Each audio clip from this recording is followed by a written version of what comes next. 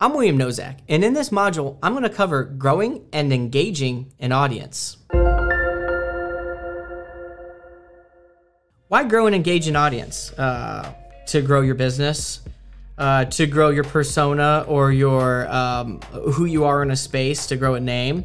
So the goal of social media marketing is to grow an audience that can be engaged with. Engaging with an audience can help increase website conversions, amplify brand awareness, having people go back into search engines and searching for your product, service, or whatever you're talking about.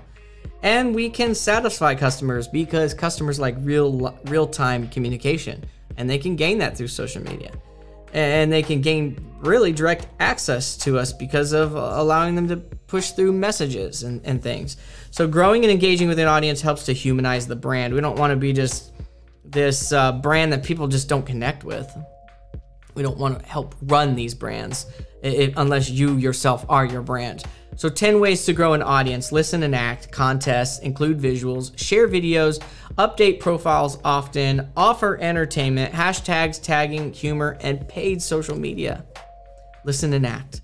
So people want to feel like they're heard. They want to feel like you're interacting with them in real time. They want to feel like you're not a robot and that you care about their needs, wants, and desires, and that you're hearing them.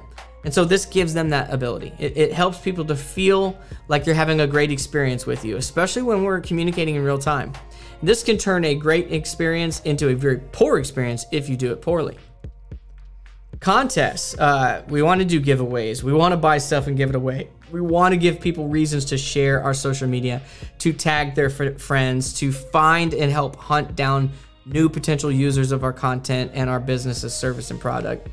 So caption contests, fill in the blank contests, photo contests, multiple choice contests, surveys and polls. There's a lot of fun different contests that you can do to really pay very little money to drive traffic. Including visuals. When you can include photos and a carousel, we want to do those things.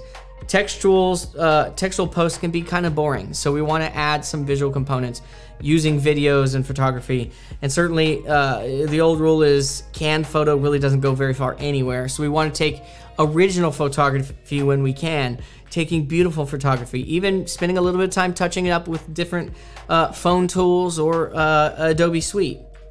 Sharing videos. Videos go a long way, especially when we publish them in that social media channel. It's becoming a lot tougher to push a video in YouTube and then really get it to have much traction within a social media channel. You really want to put it in YouTube for that audience and allow it to bleed over through Google. And then also put that video and that content, or even if you have to repackage it slightly, in those social media channels because graphics, video, pictures, they go far. People like them, people watch them, people interact with them, and they really start to learn more. It really starts to humanize that brand for people. Update your profiles. Make sure that if it makes sense to update that jumbo image, to update that with different products.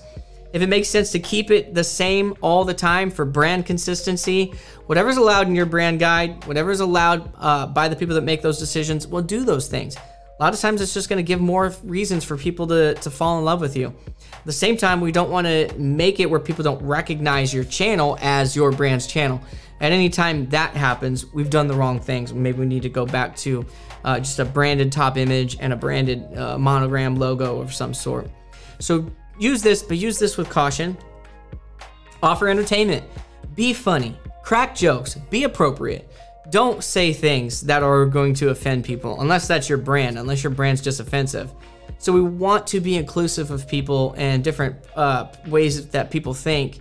And we want them to follow us because they're getting value. And so that's really just being a feel-good brand. It really pays a lot. It pays dividends in social media, of course, unless being nettlesome and being rude and off the cuff and just kind of like that type of brand makes sense in your space, which it could. Hashtags. You want to use hashtags as often as you can where they make sense, they represent your brand well, and there might even be a sheet of hashtags that you're targeting. And then tagging. This is all the way from tagging people that we're maybe talking about or did some type of event with us, or we went and saw them, or we love something they're doing. And that really is going to get us mentioned and seen in their channels by their users. This is a very effective way to grow your channel with new users that you potentially would never have seen about your brand or your services. Humor. Use humor, but be appropriate. Be entertaining more than anything, but be cautious. Not everybody has the same personality as you, and I think caution is super important because we don't, for most brands, you don't want to be offensive. You want to be cautious with humor, but it can really have this light, like we don't take ourselves too serious, and we're having fun. We like you, like us type of entertainment. Just make sure you've got guidelines and people understand the guidelines and what's acceptable, what's not acceptable.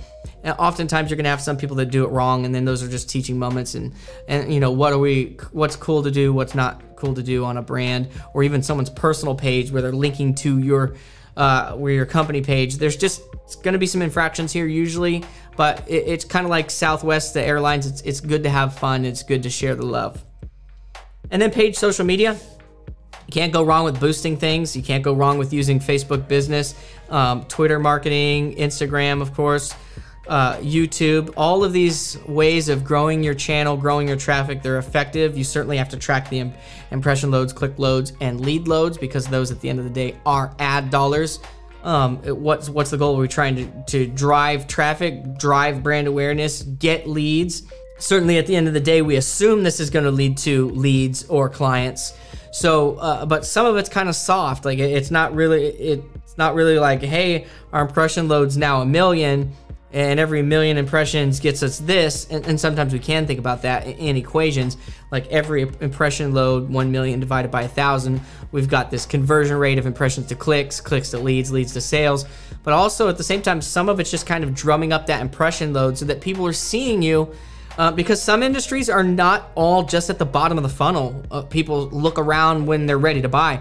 A lot of our businesses exist in the top of the funnel, middle of the funnel. People aren't always in buying mode. And so we really have to kind of stay around and be visible so that when it does come time for them to buy, we've been there all along. We're there, and it's just kind of a timing thing.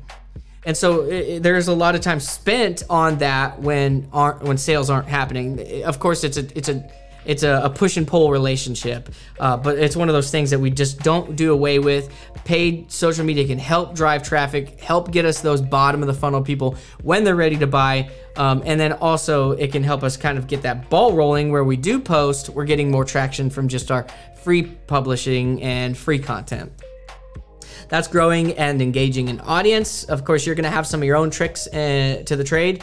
You're gonna see cool things that people are doing. Certainly, those are also great things.